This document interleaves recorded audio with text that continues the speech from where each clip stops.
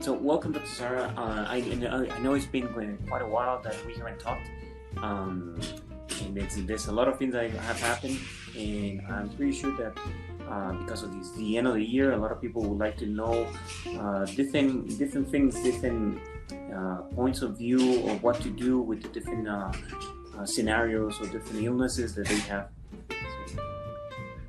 Yes, thank you. Thank you for the lovely introduction. Yes, it's been a few weeks because did contract COVID, and I thought that that might be worth mentioning and a topic of conversation because I'm sure a lot of people wonder how it is to actually contract COVID and how and the effects and the after effects so yes, so it has been a few weeks. Thank you, Francis. Yeah, and since you mentioned that, I also was a victim of Mr. Coronavirus, and so I doesn't recommend to anyone to actually go through, but we went through, had all the symptoms and the illnesses and everything like that, but we're back here. We're good. Yep, we came out on the other side unscathed, right? Yeah. So I think that today we can actually be a little bit more open to the different topics, and I think that we can talk about what's going on with the vaccine, what's going on with the UK, and of course, I mean, how stem cells can help in this whole process. Absolutely. So yeah, why don't we begin with this new strain that's come out of the UK? Apparently, basically, maybe a lot of people don't understand what's a new strain, what's a mutation. So basically, when the DNA or the RNA of a microbe changes, it evolves to become stronger or more adaptable in a certain environment. It changes. It changes, and so what happens is, in many cases, it becomes sort of a superbug, and we hear that with bacterias and flu viruses and bacterias and things like that, where antibiotics no longer work. A common antibiotic no longer works for a common bacteria, for instance. And that's because the DNA or the RNA has changed or evolved to become stronger and adapt better into a certain environment. So its resistance to the antibiotic that's been overused or overprescribed or whatever the case may be. That's what's happening with the coronavirus. It's changing to become more adaptable and perhaps to survive longer, which is not so desirable, especially with a new vaccine. I can't tell you enough too much about the new vaccine and what it's geared towards, but it is possible that after certain mutations and new variants, the vaccine may or may not even be efficient anymore against that certain strain. So that's something that I'm sure the scientists have already thought about. But that's basically what a new variant is, and it's I wouldn't be surprised and wouldn't be too far off in telling you that the new variant is probably stronger, more virulent, probably survives longer. So it is something to not be afraid of, but to be very vigilant about in regards to wearing masks and washing hands and just being vigilant. Now, the question that rises into this, and again, being a strain that is actually mutated, people that have gone through, have had the COVID and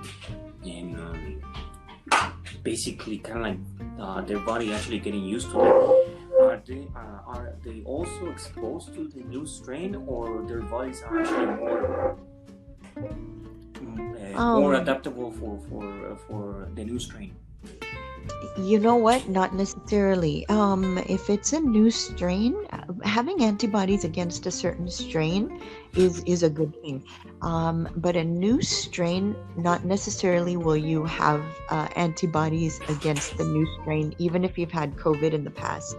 So that's why the CDC and I believe even the World Health Organization states that even if you've had COVID, you may not be completely immune, or the immunity may last a few months, and you can contract COVID again. And that's because of new strains and possibly the fact that the virus, it could be the same strain, but the virus can be just so virulent that the antibodies aren't enough, or there aren't enough antibodies to titer in the body, or it's just not enough for the virus. So yes, the question or the answer is that with a new strain, it is very likely that you're not going to be immune if you've had COVID in the past. Okay, and so it basically rises into this: how can stem cells actually help with things like this, like a variation of the disease or things like that? Really good question, Francis. So with excuse me, stem cells basically play a really important role, and it can play a really important role in undoing the damage that the virus has caused. Like in so many cases, the virus has caused strokes, it has caused lung damage, lung scarring, it has caused organ damage, kidney, liver, even heart, various organ damage. And so what the stem cells can do is to go in and clean up the scarring in the lungs, for instance, or the scarring in other organs. Also with any stroke conditions that the virus has caused, we can go in with stem cells and regenerate the damage to the brain that has been caused by strokes due to COVID, and regenerate the neurons. So that's basically where the stem cells come in. To be really general, the stem cells play a really important role in regenerating the damage caused by the virus. That's good. So the stem cells can be preemptive or post the illness. Yes, absolutely. Yes, absolutely. Good point. Okay, so I had a question that rose in. Well, it was more of me reading throughout the different news. So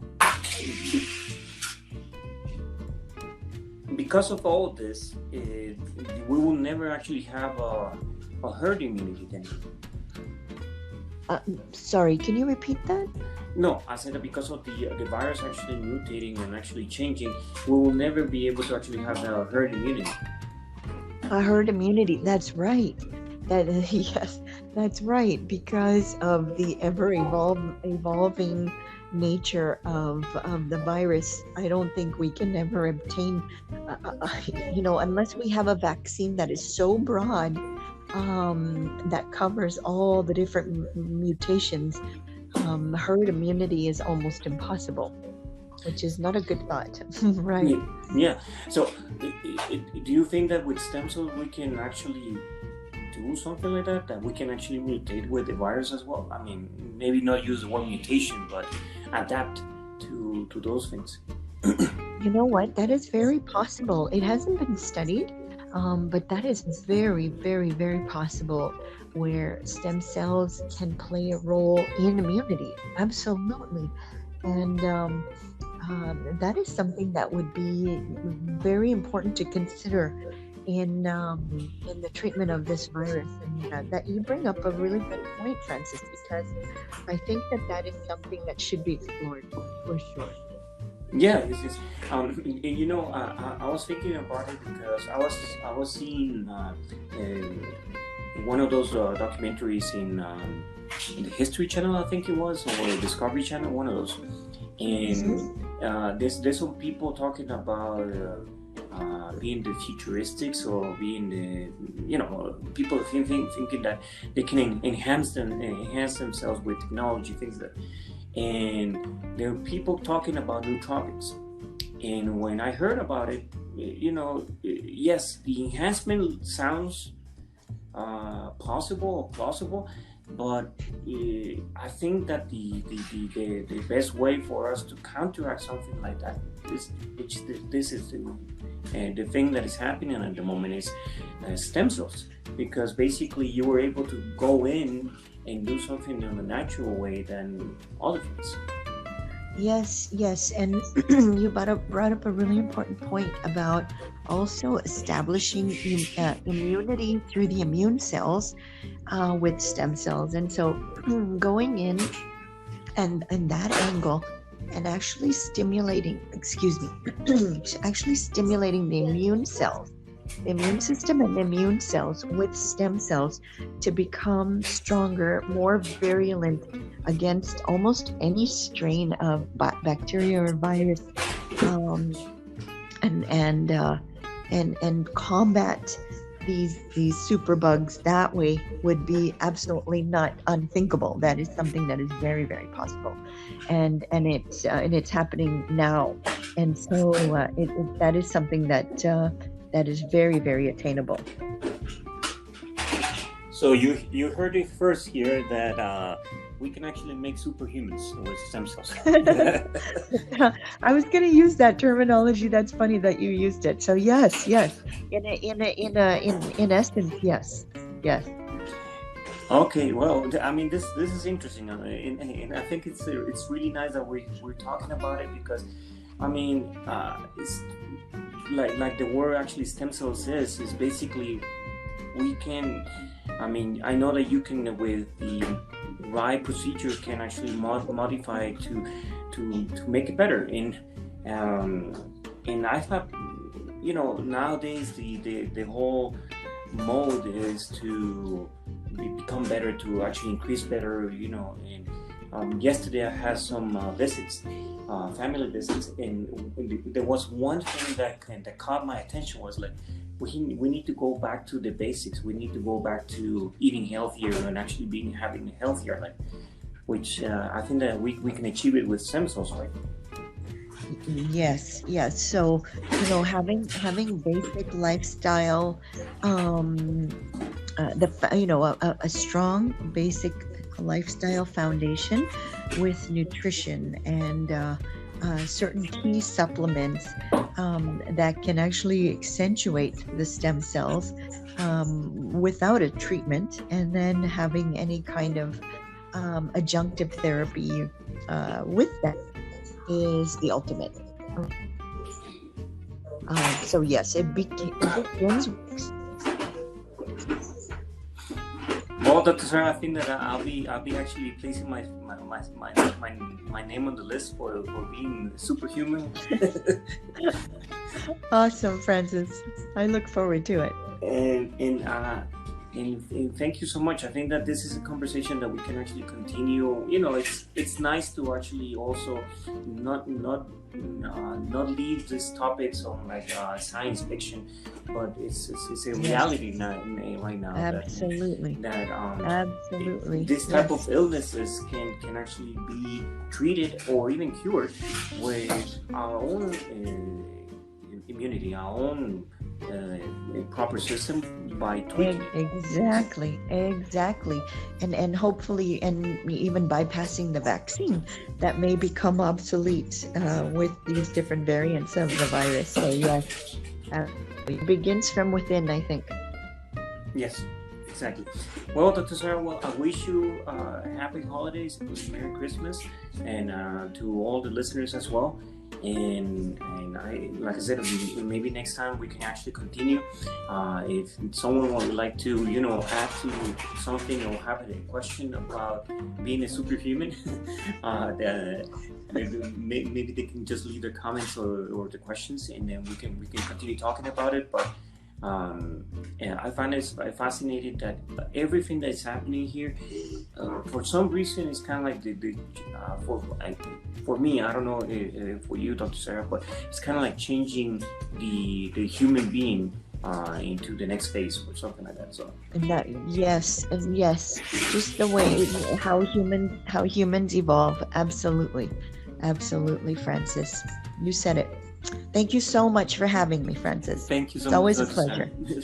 You have a great day. Take care. Thank you.